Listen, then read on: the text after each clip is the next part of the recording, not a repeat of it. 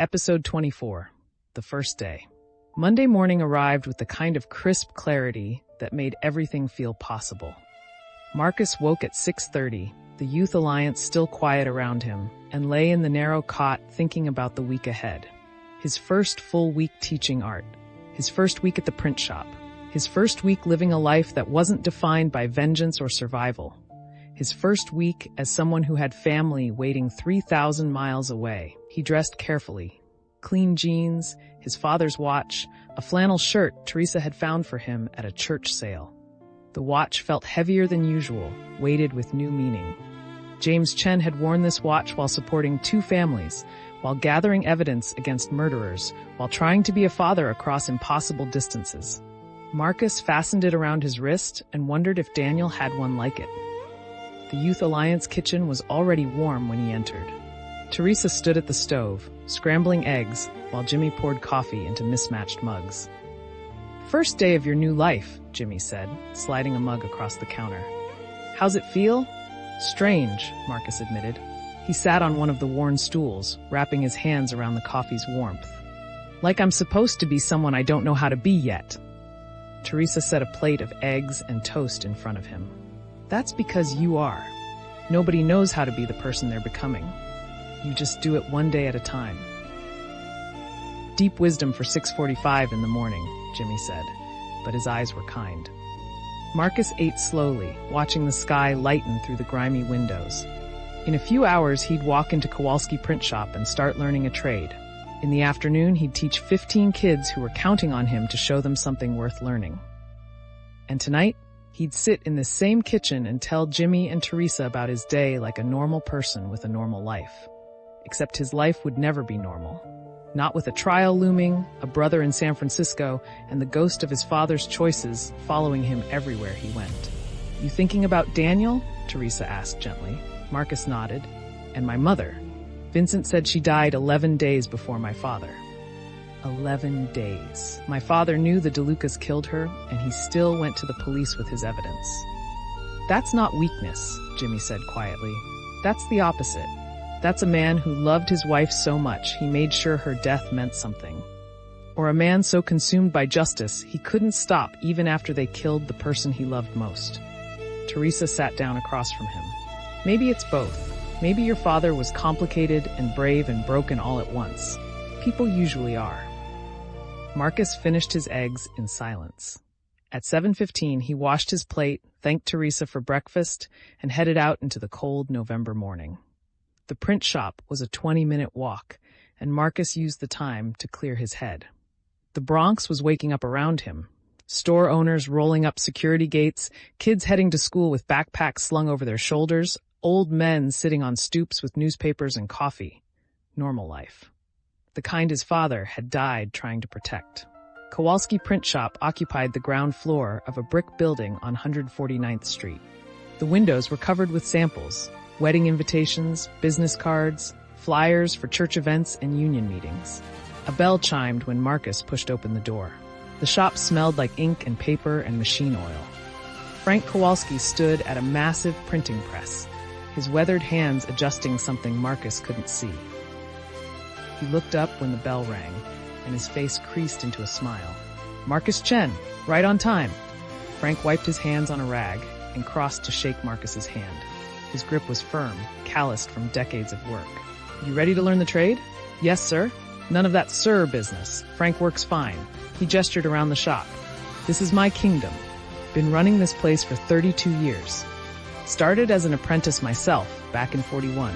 Took over when my boss retired in 53. The same year James Chen died." Marcus pushed the thought away. Frank walked him through the shop, explaining the different presses, the paper cutters, the type cases that still held metal letters, even though most jobs were done with photographic plates now. "The world's changing," Frank said, running his hand along a drawer of type. "But there's still work for people who know how to do things right. Quality matters." He showed Marcus how to mix ink, how to feed paper into the smaller press, how to clean the rollers without damaging them. The work was physical and precise, requiring attention to detail and respect for the machinery. Marcus found himself absorbed in it, his hands learning the rhythm of the work. You've got good hands, Frank observed around 10 o'clock. They were setting up a job for wedding invitations, 500 copies on cream cardstock. Steady, patient, that's what this work needs. My father taught me to draw, Marcus said. He said art was about seeing clearly and moving carefully. Frank glanced at him, something knowing in his weathered face. Jimmy told me a bit about you, about what you've been through. You don't have to talk about it if you don't want to. I don't know what I want, Marcus admitted. Some days I want to tell everyone. Other days I want to forget it all happened. That's normal. Grief's like that. Justice, too. Frank adjusted the paper feed. I lost my brother in the war. France, 1944. Took me years to figure out how to live with it. How to be someone who wasn't just the guy whose brother died. They worked in comfortable silence for a while, the press running smoothly, turning out invitation after invitation. Marcus watched the paper emerge, each one perfect, each one identical. There was something soothing about the repetition, the reliability of the machine doing exactly what it was designed to do. At noon, Frank sent him to the deli 2 doors down for sandwiches. They ate in the shop, surrounded by the smell of ink and paper, and Frank told stories about the neighborhood, how it had changed over the decades, who had lived where, what businesses had come and gone. This used to be all Irish and Italian, Frank said, unwrapping his pastrami on rye. Now we've got Puerto Ricans, Dominicans, everybody mixing together. Some folks don't like it, but I think it's good. City needs new blood. My father was Chinese, Marcus said. My mother was Irish. I grew up not quite fitting anywhere. Frank nodded slowly.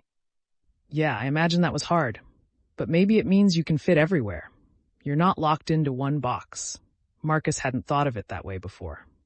He finished his sandwich, considering the idea. Maybe being mixed, being between worlds, wasn't just about not belonging. Maybe it was about having the freedom to choose. The afternoon passed quickly. Frank taught him how to operate the paper cutter, how to count and bundle finished jobs, how to match ink colors for custom orders. By 3 o'clock, Marcus's back ached, and his hands were stained with ink. But he felt good, useful, like he was learning something worth knowing. You did well today, Frank said as Marcus prepared to leave. Come back tomorrow, 8 o'clock. We've got a big job for a union newsletter. Thank you, Frank, for the job, for everything. You earned it, and Marcus? Frank's eyes were serious. Whatever else is going on in your life, the trial, the family stuff, all of it, you've got a place here. Work is work. It's something solid you can count on.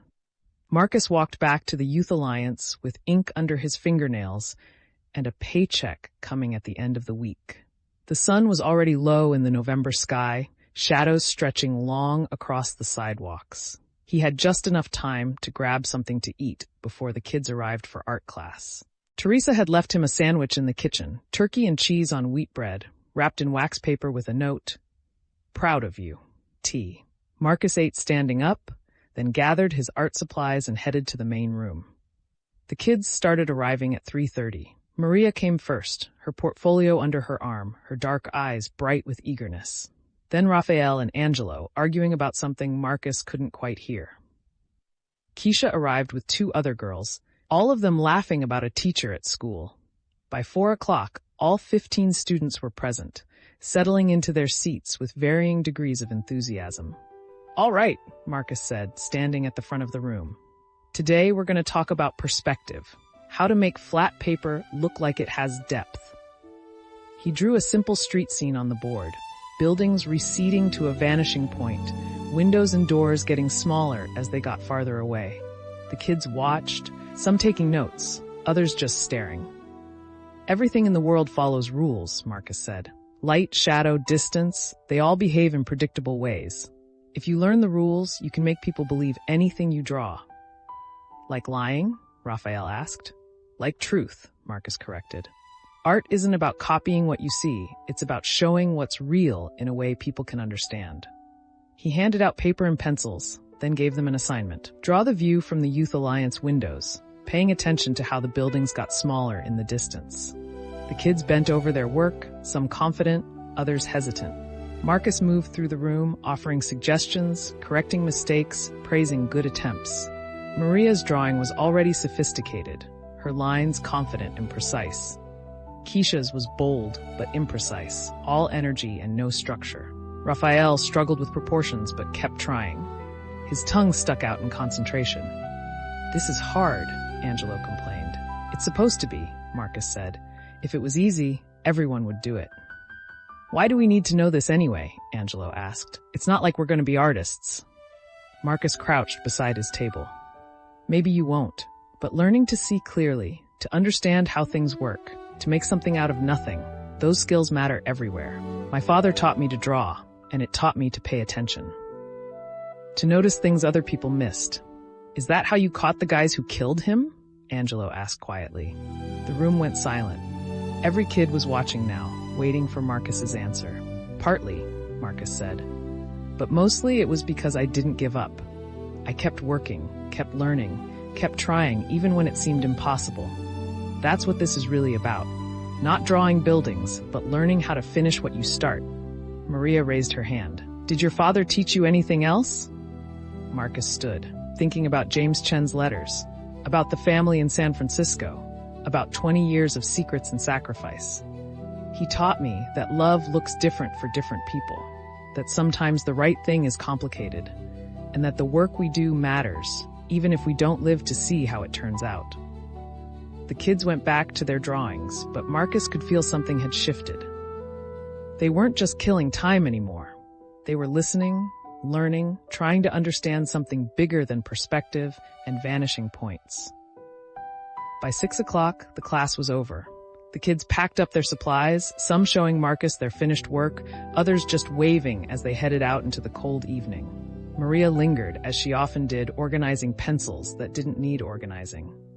"My mom wants to meet you," she said finally, not looking up. "She doesn't believe I have a real art teacher." "I'd be happy to meet her," Marcus said. "Maybe she could come to class sometime?" Maria shook her head. "She works late most nights, cleaning offices in Manhattan, but maybe on Saturday? We're usually home on Saturdays." "Saturday works. Just let me know the address." Maria finally looked at him, her young face serious. "She's going to ask you if art is practical, if I should keep doing it." "What do you want me to tell her?" "The truth." Marcus sat down on one of the tables. "The truth is that art is hard, and most people don't make money at it. But it's also true that some things are worth doing, even if they're hard. And that talent, like yours, doesn't come along often." "That's what my father used to say," Maria said softly. "Before he died." Marcus felt something catch in his chest. "When did you lose him?" 3 years ago. Heart attack at work. He was a janitor." She looked down at her hands. "My mom says I got my drawing from him. He used to sketch on his lunch breaks." "Then maybe art is how you keep him alive," Marcus said. "Maybe every drawing you make is a way of honoring what he gave you." Maria nodded, blinking hard. Then she grabbed her portfolio and headed for the door. "See you Wednesday, Marcus." "See you Wednesday." Marcus sat alone in the empty room for a while, thinking about fathers and daughters, about legacy and loss, about all the ways people tried to make meaning out of tragedy. Then he cleaned up the art supplies and went to find Jimmy. He found him in his office, going over paperwork by the light of a desk lamp. Jimmy looked up when Marcus knocked. "How was the first day?" Jimmy asked. "Good. Hard. Strange." Marcus leaned against the doorframe. "I keep waiting for something to go wrong." "That's normal. You've been in survival mode for so long. Peace feels dangerous." Jimmy set down his pen. "But you did good today, Marcus. Both jobs. I heard from Frank. He said you're a natural. And the kids, they were talking about perspective all through dinner. You got through to them. Maria's mother wants to meet me." "That's good. Means she's taking this seriously." Jimmy studied him. "You thinking about your own mother?" Marcus nodded. "Vincent told me she died 11 days before my father, that the DeLucas killed her too. I've been carrying her death my whole life thinking it was an accident, and it was murder." "Does knowing change anything?" "I don't know. Maybe. It makes my father's choice to keep going make more sense. And it makes me understand why he kept secrets. He was trying to protect everyone he loved from the same thing." Jimmy was quiet for a moment. "You gonna tell Daniel and Lily about Catherine when you visit?" "I think I have to. They deserve to know the whole truth." Marcus rubbed his face. "I just don't know how to tell a brother I've never met that both our parents were murdered by the same crime family." One word at a time, Jimmy said. Same way you do everything else. And Marcus? They've been waiting 20 years to meet you. Whatever truth you bring, they'll be glad you came. Marcus returned to his room in the back of the Youth Alliance. He sat on the narrow cot and pulled out his father's letters, reading them again by the harsh light of the overhead bulb. James Chen's handwriting, careful and precise, talking about duty and sacrifice and love that stretched across impossible distances. One letter, addressed to both Marcus and Daniel, caught his eye. He'd read it before, but tonight it meant something different. My sons, if you're reading this together, then Vincent has done what I asked. He's brought you the truth about our family, and hopefully he's brought you to each other. I failed you both in different ways.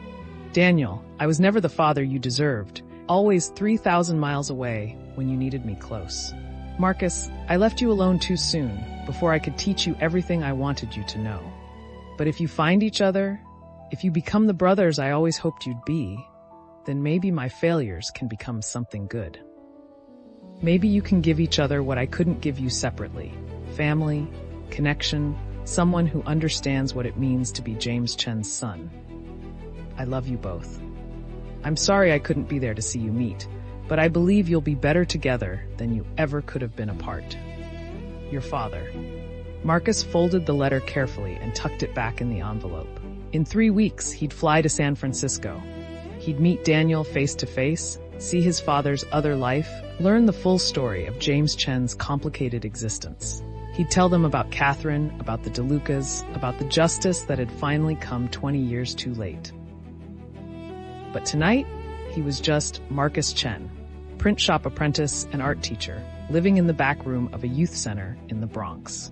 He was someone with ink under his fingernails and a class to teach on Wednesday. He was someone with a brother waiting in San Francisco and a trial waiting 6 months in the future. He was someone learning to be more than James Chen's son. Marcus turned off the light and lay in the darkness, listening to the sounds of the Youth Alliance settling for the night. Tomorrow he'd go back to the print shop, learn more about ink and paper and the satisfaction of work done right. Tomorrow he'd save a little more money toward that plane ticket. Tomorrow he'd be one day closer to meeting Daniel, one day closer to understanding the full truth of his father's life. But tonight, for the first time since Vincent Zhao had told him about Catherine's murder, Marcus Chen slept without dreaming of death. He dreamed instead of family, of brothers meeting after 20 years, of truth finally spoken after decades of silence. He dreamed of living. Thanks for watching our stories. Don't forget to like and subscribe for more epic adventures. Thanks for watching our stories. Don't forget to like and subscribe for more epic adventures.